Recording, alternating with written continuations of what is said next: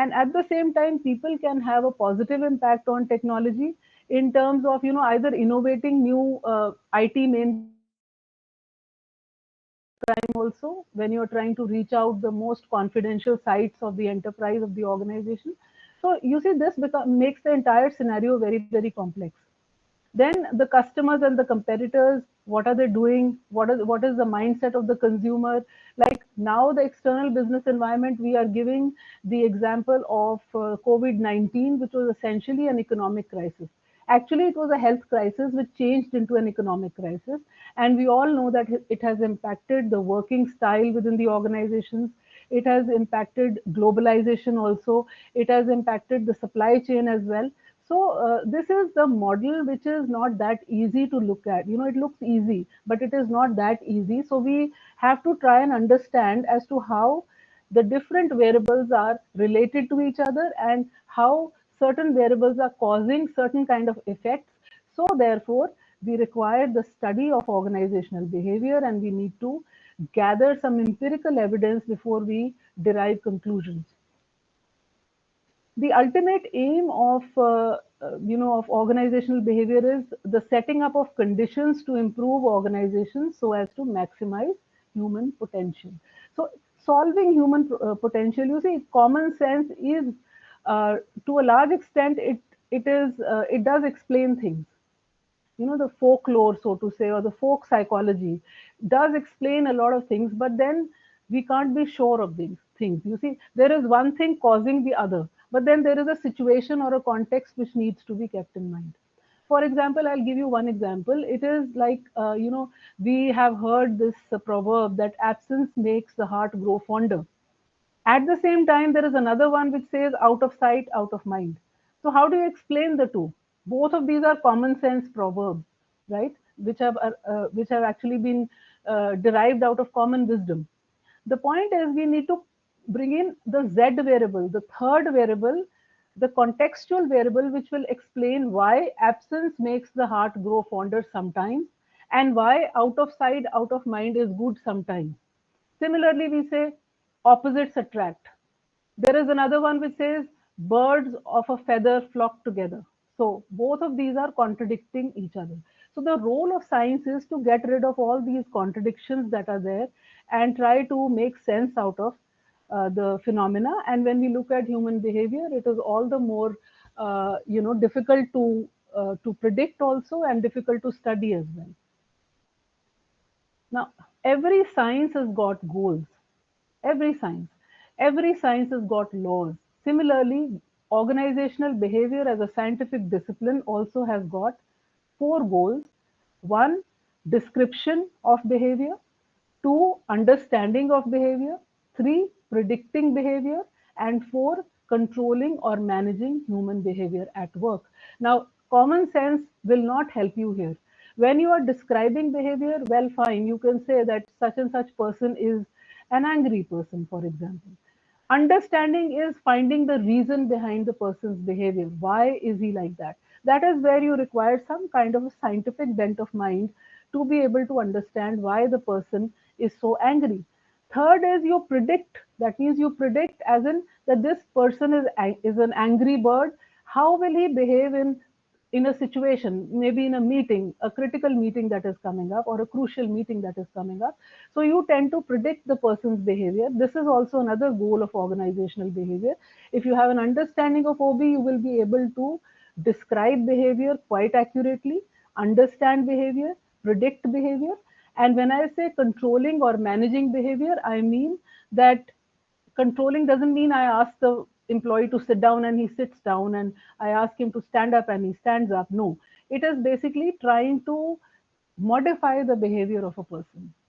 Trying to modify, if it is an undesirable behavior, you will modify it through either reward or punishment. Rewarding when the person does not behave that way, and punishing him or ignoring him, maybe. So there are three basic ways of trying to change or modify a person's behavior. One is by punishing, another is by rewarding, and the third is by ignoring. Ignoring should be actually used very carefully. When you ignore, you should know what sort of an impact your behavior actually has on ignoring has on the other person. Now, then managing human behavior at work is also the same thing, that you have to maintain a person's positive behavior at work. If he is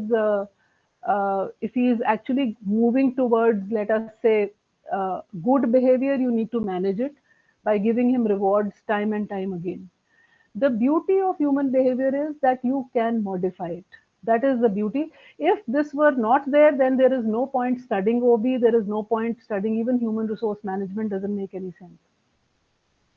Now, difference between science and common sense, if you ask me again, um, in more clear terms, I would say that a scientific mind is a critically thinking mind.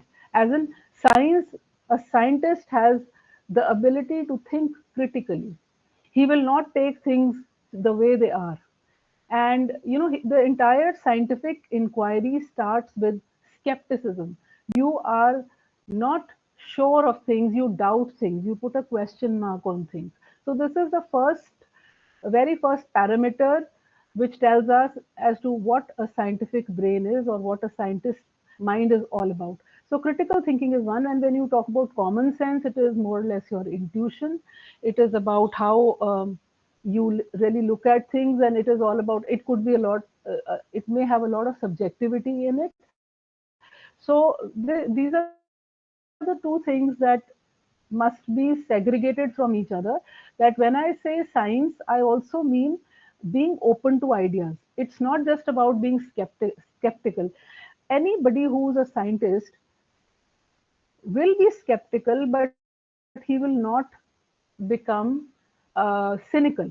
To be cynical is that you doubt everything, and you doubt everything to a very great extent, which is actually not a kind of a morbid doubting of everything. You don't really doubt in a normal manner. You go beyond limits, and everything appears to you to be doubtful. That is not the way a scientist is. He has to somewhere draw a line, and he has to be skeptical to an extent and not change into a cynic. Similarly, when you say gullibility is another thing, that when I'm open to ideas, I am not going to be gullible to everything. I mean, I am not going to follow everything. I'm not just going to take in or accept any and every idea, right? So there is a difference between being gullible and being open minded. So now let me just move on to the next uh, slide, which is, this is actually a quiz, right? So this is actually a quiz, and the quiz is like this, that I would like to rather be very happy if you can say something about this on each of these points. Like, this is what is going to tell you how the study of organizational behavior is making you understand things uh, in a better manner, making you understand things in a scientific manner.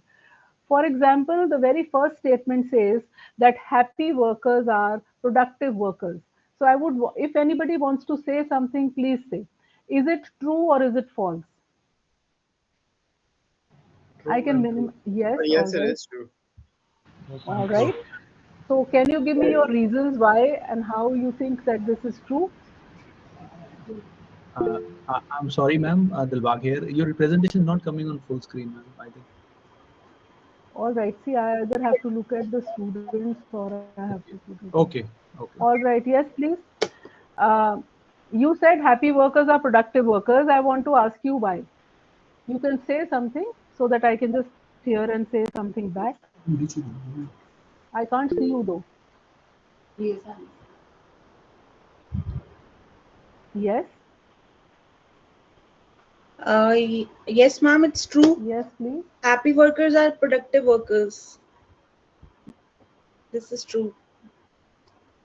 Okay. Always?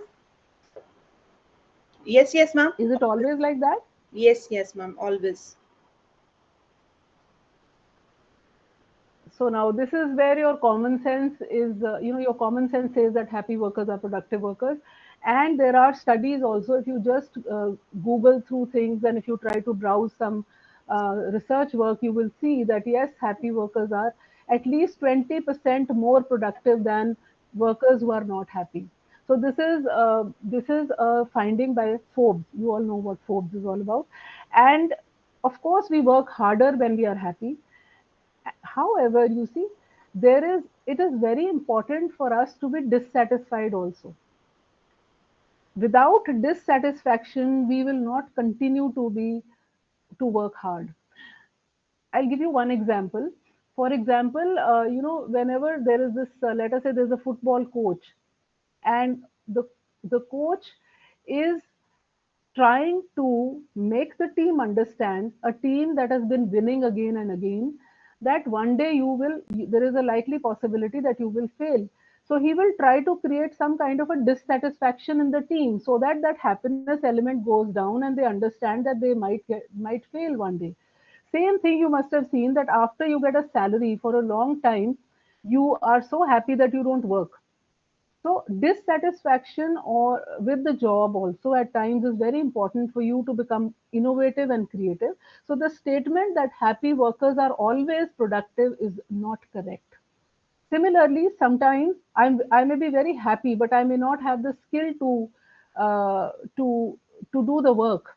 So being happy but not having the skill is another problem where which the organization has to look at. That teaching the employee to do the work properly is also important.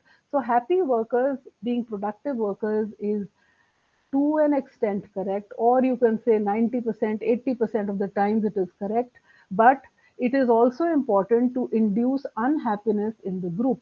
And if I quote a research, it says that the correlation between good performance and job satisfaction is only to the tune of 0.17. 0.17 correlation is a very low correlation.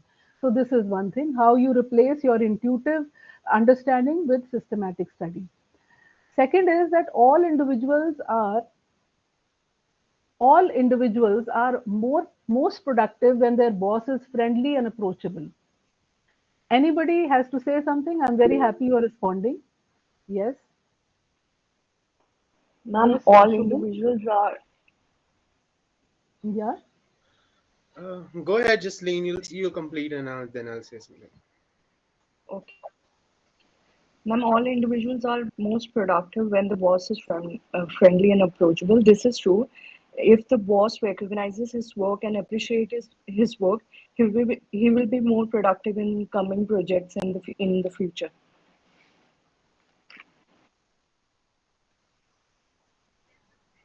Okay. Anybody else who can just say it more clearly? Gaurav Uh, says sure. not always. May I I think take you this, put a please? lot on the chat box also. Yes, please. Okay, go ahead. Okay. Yes. So what I think about this, look, a boss can be approachable, a boss can be friendly, but will that impact the productivity of an employee? I would have a doubt on that. Again, go back to the same first point. If the employee doesn't have a skill, it doesn't matter that how approachable his boss is. So again, it's a very subjective and something which is no, partially correct and partially not, because there could be multiple times when when a boss is approachable, friendly, but it can go the other way also. It can give a person that space. Maybe too much friendly behavior could also reduce the productivity of the employee. So that's also, it's a very subjective again. It depends upon a lot of studies, I rather say. It depends upon a lot of circumstances, skill set, and how the behavior goes as a friendliness, as approachableness, and a lot of, it's a very debatable subject, I rather say. Yeah, so your explanation by itself indicates that we need to understand it more systematically. That is precisely what I'm trying to emphasize. Atul has to say something. Atul Singh.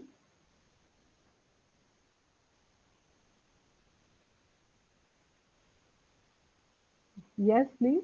Atul. All right. So now see, one thing that we need to remember is that there is something called individual differences. That is one thing. Now, being friendly and approachable may not work with everybody. It's just like that some of us are more, we are more uh, productive, or we are more we function better when we are in a competition. And there are others who work more in cooperation, in a cooperative atmosphere, right? So just let me put the slide over here, please. All right. So you see, bosses have got two different styles of behaving. There are two sorts of leaders. One is those who are democratic leaders, and there are others who are autocratic leaders or authoritarian leaders. A mic is on, please switch it off. All right, thank you. So, a democratic person is a relationship oriented person, and a authoritarian person is somebody who is more task oriented. You see, one, there are differences between the bosses. The style of behavior is different. Another thing is that there are differences between the employees or between the subordinates also. There are people who can work better when they are treated in a friendly manner, and there are others who can work better when there is some kind of a strictness that is there. You need to have a stick with them, use a stick with them. The Sorry, another thing that is important is that, yes, please. Yes, Dilbag here, ma'am. I think Mr. Atul Singh has said that he's not able to unmute, so I'm just checking it again. please, please. So Sure, I stop here. sure, Okay. sure, sure. You can try it, Mr. Atul. Hello.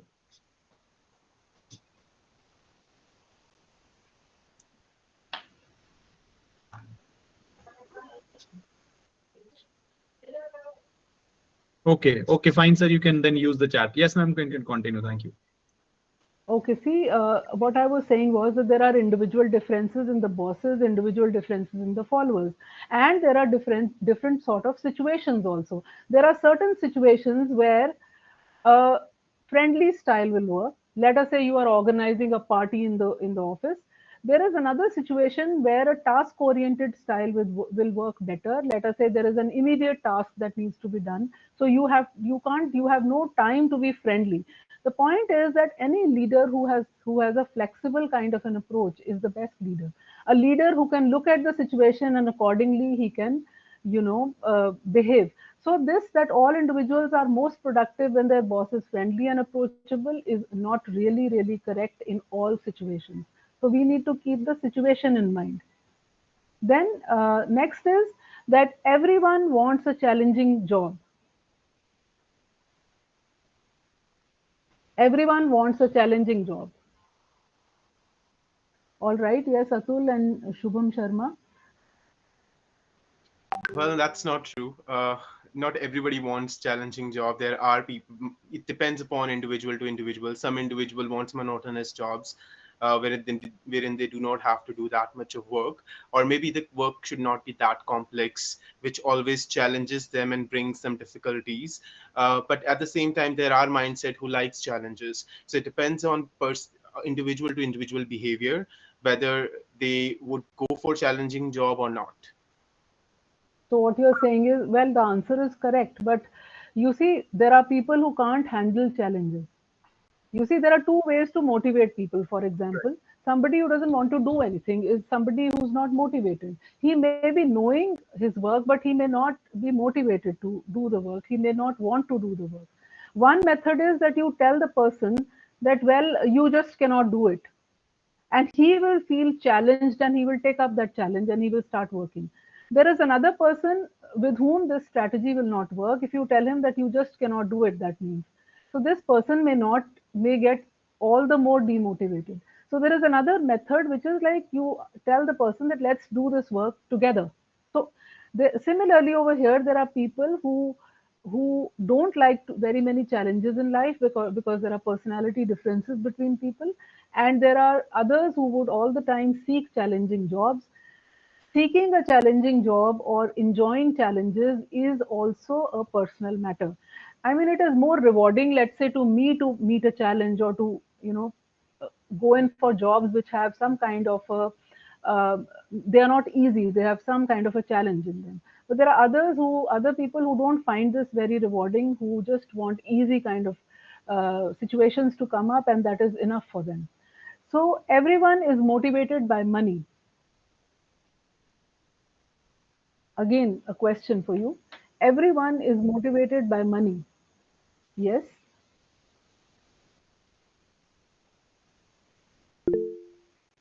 Yes, Shubham? No, that's not true, because even if you have all the money in the world and you don't do not have the culture in the organization, you do not have a right behavior in the organization, it you after sometimes you may, would like to switch, and money may not matter as much. Yes, it does fulfill a lot of your needs, but at the same time it should not be mentally stressful. Should is one thing. Should is Yeah. one thing, and what is another thing. Yeah. Khushi Mahajan, yes. Yeah, good answer. I'm not saying that. Khushi, you raised your hand.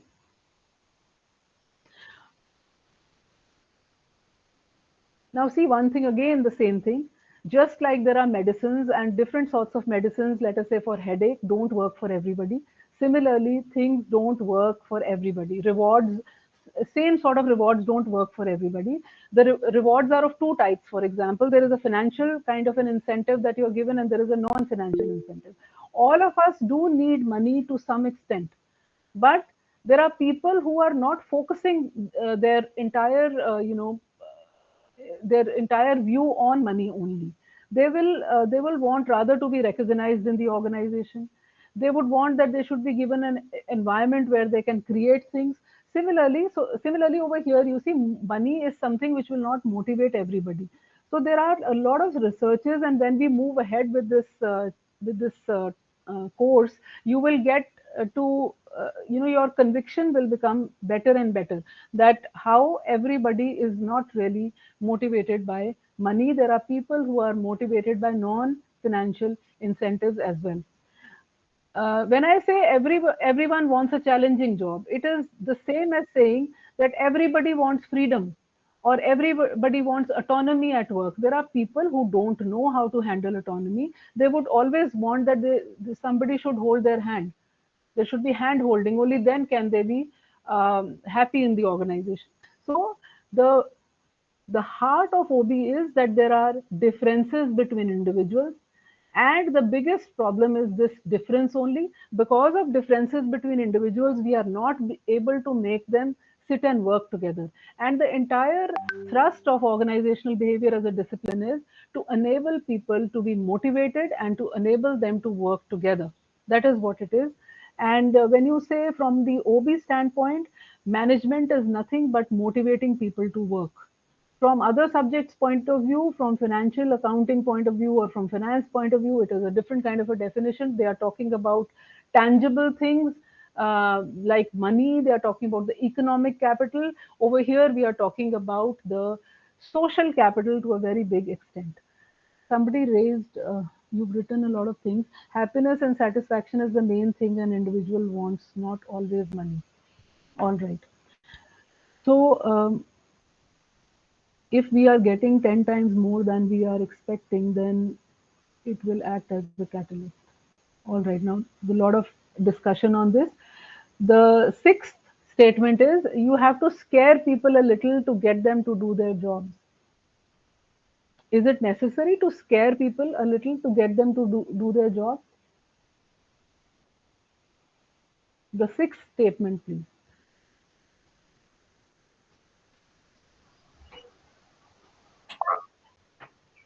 Ma'am, actually depends on the individual to individual, I'd rather say, because if you have to scare them, it's a very clear indication that they are not a responsible people.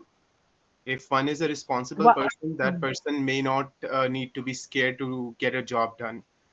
But it's a very debatable question, point again. It depends upon person to person. It's not always required. But at the same time, it is not something which is forbidden. Okay, now see, this is actually related to a theory by McGregor. You see, what are the theory is a set of ideas, and what are the set of ideas in the mind of a manager when he is handling his employees? You see, what kind of ideas do I have for my students when I'm teaching you in the class? If I have this kind of a notion that students are good for nothing, they don't study this and that, my behavior towards you would be different. And if I have a positive opinion of my students that they are responsible people, they want to study, then obviously I will behave in a different way. So if the manager has, there is a theory X and a theory Y. Theory X says that all people are in general lazy. They don't want to work. That is one. Theory Y is that everybody is creative, or individuals are by and large creative, and they really seek to work. They are happy to work, and they want to create something. So if you believe in this second theory, you will definitely say that no, we should not scare people. Scaring people is one thing. Trying to micromanage them is another thing. Scaring means you keep them under fear all the time. So if you really believe that, well, individuals or human beings are, they want to work, they have an intrinsic desire to work, they are self motivated, you will definitely not scare them then. You will keep an eye on them, but you will not scare them. So this is also false. Seven, most people are much more concerned with the size of their own salaries than with the size of other people's salaries. Your answer to this? That people are concerned more with the size of their own salaries than with the size of other people's salaries.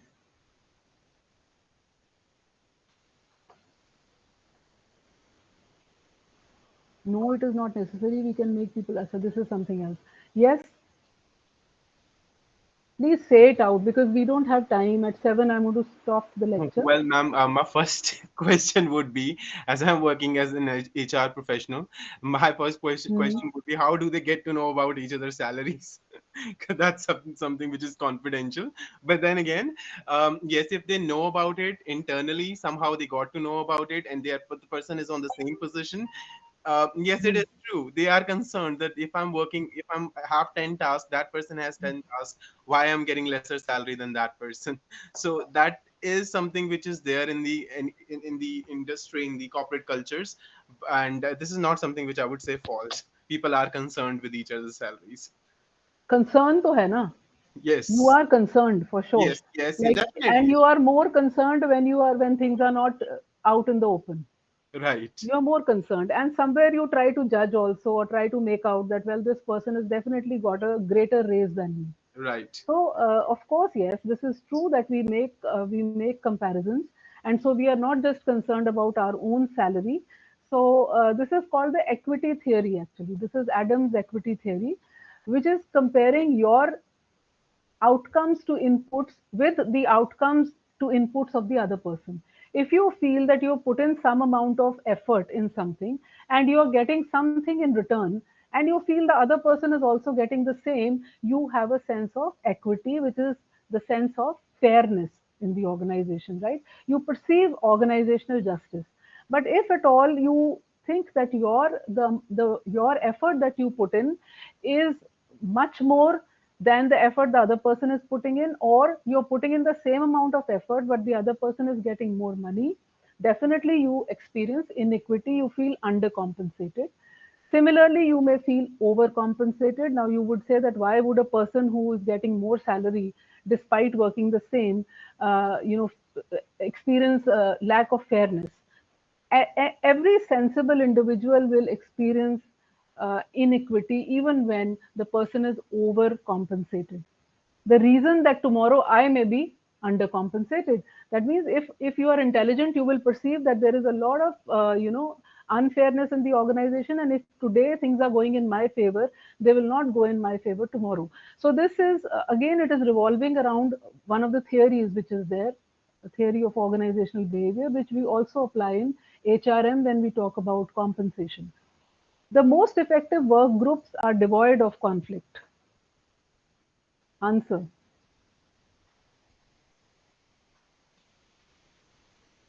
Anyone? That's not true. In order to have That's not clarity, true. Okay. yes, in order to have clarity among the group or to progress forward, they need to have Mhm. conversation, and conversation sometimes lead to them have conflict because nobody agrees to one conclusion, because they would 10 different people, 10 different head, or 10 different cultures would have 10 different ideas.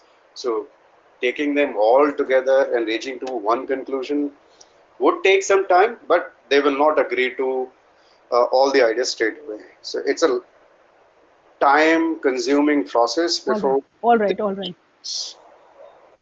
Mm-hmm. Okay. Yes. Who else? You raised your hand. Okay, now well, a good answer that you've given. The thing is that it depends, if the conflict, it depends whether a conflict is functional or dysfunctional. What is the outcome of the conflict? If it is dysfunctional, it is making the organization toxic, or it is making the work group non-productive. Well, then the conflict is bad. But if the conflict is basically a functional one, it ultimately leads to a good outcome, then we would say that, well, the conflict is good. So, there are three basic viewpoints. There is one viewpoint which says that conflicts should not be there. There is another viewpoint which says that conflicts are there. There is a third one which says that conflicts should be there, they are there, and they should be there, right? So, most of the effective work groups should be experiencing some kind of a difference of opinion at one time or the other. They say that teams are always productive, or teamwork is always good. There are scenarios where teamwork is not good. You have the same individuals working over a long period of time, and there is no new ideas coming up. There are no new viewpoints, or no different ways of thinking about the situation. So organizations are using some conflict stimulation techniques also. For example, a devil's advocate. You send a person, a dissenter, inside that team, who would always take the opposite viewpoint, and this will eventually make the team members to think in a different way. So your answer to the question is very right, that the most effective work groups are not devoid of conflict. There is a conflict, and conflicts are very often very, very positive. So now this is something which is the first discussion that we just had, the first point of discussion, which is about common sense vis-a-vis the study of OB. Now let us try to know about the next part of it. Why should you study organizational behavior is the question. So anyone who can give me this answer before I move ahead? We still have some time. Why are we here to study all of this? I am sure this will make more sense to you with each live lecture. As we make more and more sort of observations, and our discussions as they become more complex. But why should you study organizational behavior?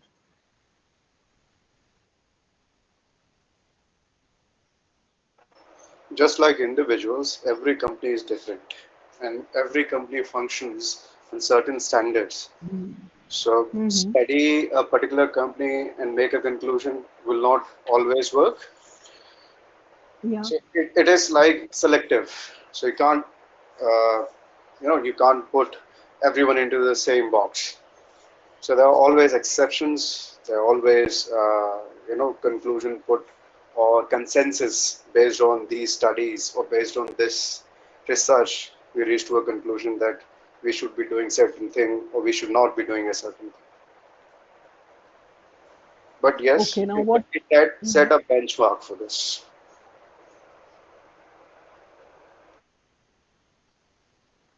So what I understand from what you're just saying is that since we are deriving some theories and some models out of the study of behavior, we will sort of apply these theories onto different situations, and we'll try and make sense out of those. Well, yes, that is true. But there are certain things that I would like to tell you here. One is that we must understand that organizations are either viewed like clockwork or like snake pits. There are two views to an organization. When you look at an organization, you will see a formal element, and you will see an informal aspect of an organization. When I say formal, I mean clockwork. Just like the clock, it never falters. Most of the time, it does not. Similarly, formal organization is the overt kind of thing that you see. Whenever you, let us say, you join a certain company, in the beginning, you're not aware of what is really under the carpet. You see the goals and objectives, you have the employee handbook, you know the policies and procedures, you know that these are the job descriptions, these are the financial resources or the financial functioning of the company or the financial status of the company. This is the authority structure, these are the kind of communication channels, these are the products and services that the company is producing. So it's a formal organization, formal side of the organization, which is like a clockwork. If the organization was like this, we don't need to study OB at all. The thing is that an organization, there is something underlying this formal aspect, which is like a snake pit. It is the informal side of an organization, which is actually the reason why we want to study behavior. Behavior is a dynamic thing. It is not like a machine. And there are so many things that happen. There are behavior is unpredictable also. So because of the presence of all those individuals within the organization, all those living beings in the organization, who are not only very disciplined beings, but they also create a lot of chaos.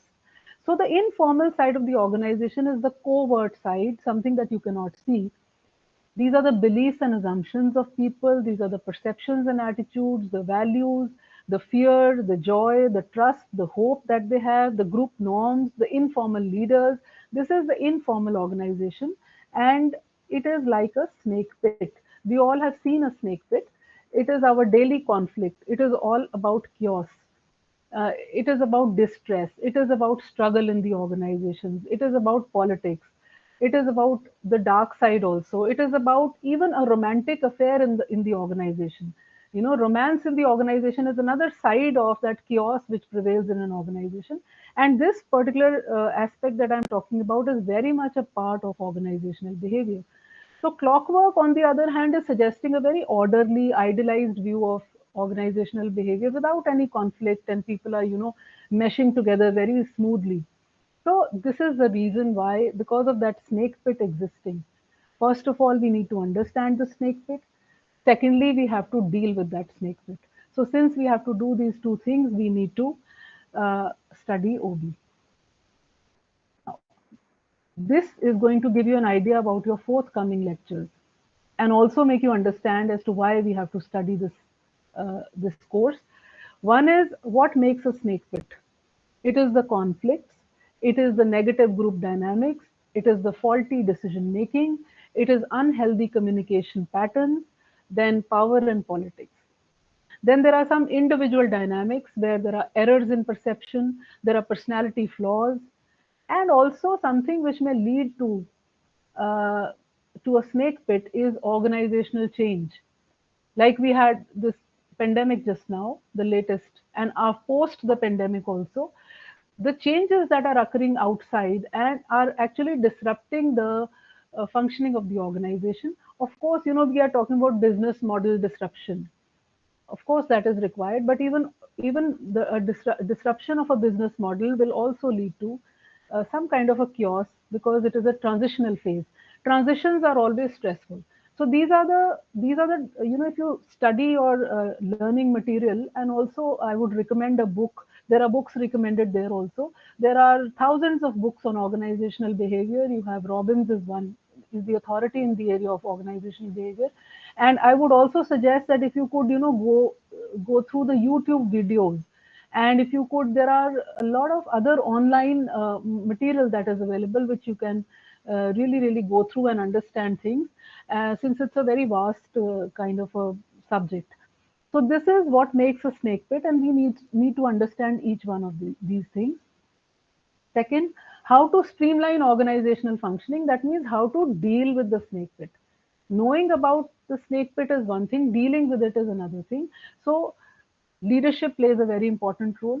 Change management plays a very important role. Stress management, developing emotional quotient, cultivating trust and happiness within the organization is not an easy thing. Motivation through fair reward systems is another method of streamlining the snake pit. Modifying negative behavioral patterns at the individual level also. So we have to take these things into consideration and try and understand that this is the way we will deal with the snake pit. So another thing is, after having talked about this, that knowledge of OB is essentially a tool in the hands of managers. Management is nothing but motivating people to work, as I just now said. So when you say uh, knowing organizational behavior, it is about improving your people skills. It is about learning to cope with rapid and ongoing change. It is about creating an ethically healthy climate. So, by far, your interpersonal skills are the most important skills, and these are the skills which will take you places. So, the times may change, but the significance of soft skills and life skills will never ever become out of fashion. It is always going to be there.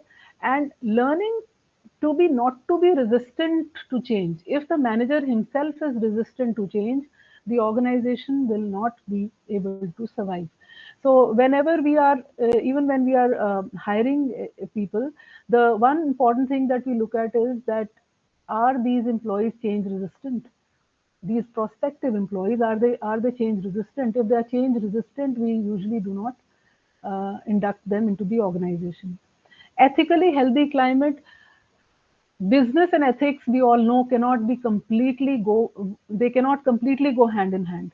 It's always a debate, because business is all about making profits, and ethics is about not making profits or trying to look the moral side of things all the time.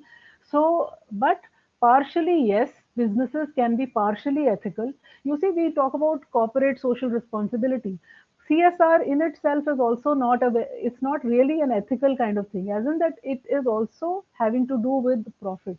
It is also called cause related marketing.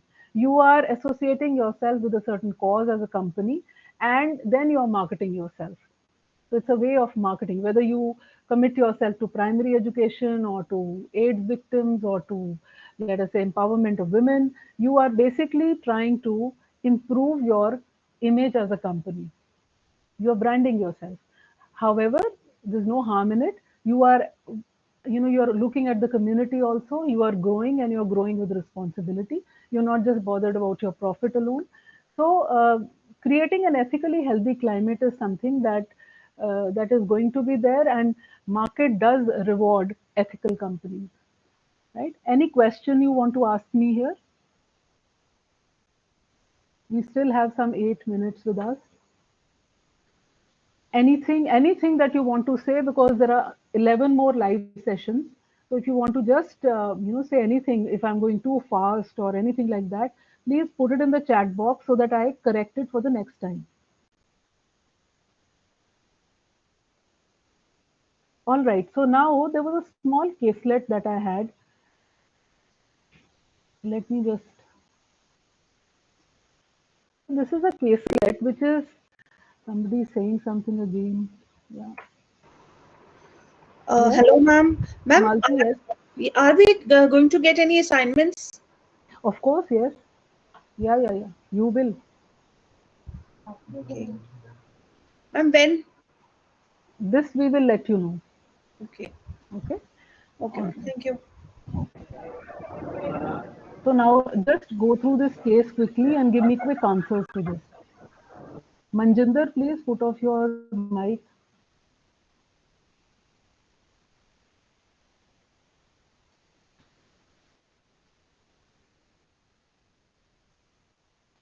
Now see, Ajay is a 23-year-old and he's a fresh MBA with HR.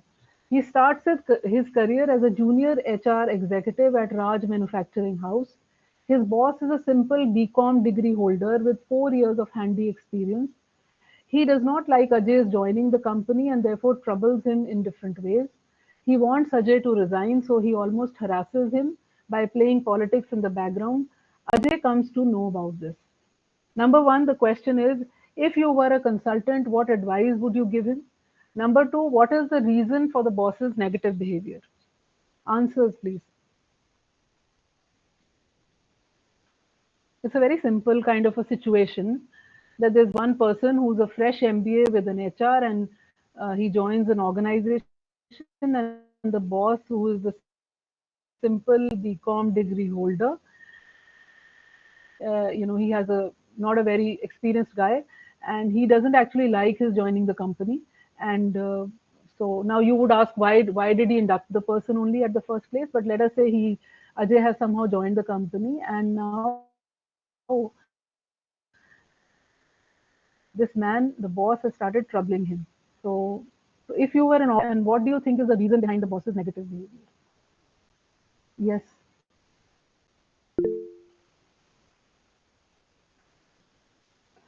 Shubham, yes. Well, for the first, as a consultant, if I were the consultant, what would I have advised him? First, uh, I would have said to him that to talk to him directly, try to sort it out. Mm-hmm. If there's something that Mm-hmm. you think the things are going south in between your coordination, then please talk to that person and start to understand. If still that person does the same thing, follow the escalation metrics, reach out to his boss, let him know before you Mm-hmm. taking any kind of decision of resigning by yourself. So that would be the first, for the first question, that would be my answer. For second, what is the reason for the boss? It is very clear that that boss is insecure because he's a in terms of qualification, he's the lesser than Ajay, because he might thinks that he's an MBA postgraduate who's already professionally qualified in human resources. Maybe tomorrow he may come after his job. He's a little All insecure. right.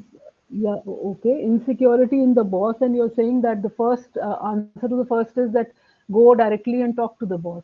Yes. Atul also says the same thing, that I will advise him to discuss it with his boss directly. Do you Yes. think the boss of this nature will hear him, will listen to him? Well, the first, I think it's always good to talk to that person. To resolve any kind of conflict, it's better to first talk in person with that person rather than escalating it.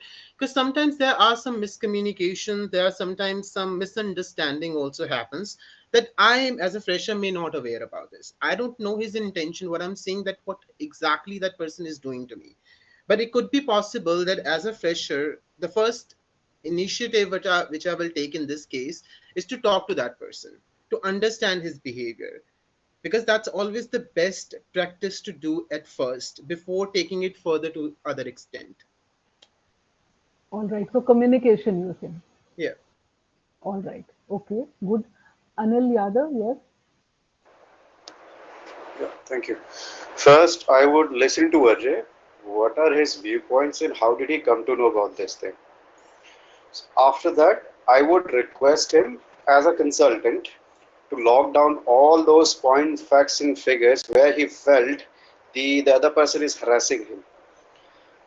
Then I would rather, sit with the boss, take out time and understand based on the facts and figures certain employee has provided to understand if there's something really wrong between that person or between the boss, and why is this conflict situation arising, because if this happened to one person it could happen to another person as well. So what is the root cause of this situation? Okay. Good. That's good. So you are Ma'am, saying I that the also agree with consultant, Mr. Atul. yes, I yes, also yes. agree with Mr. Atul. My answer is also same. Okay. Okay. So, see, a good answer and one very good point is that the consultant should be a mediator.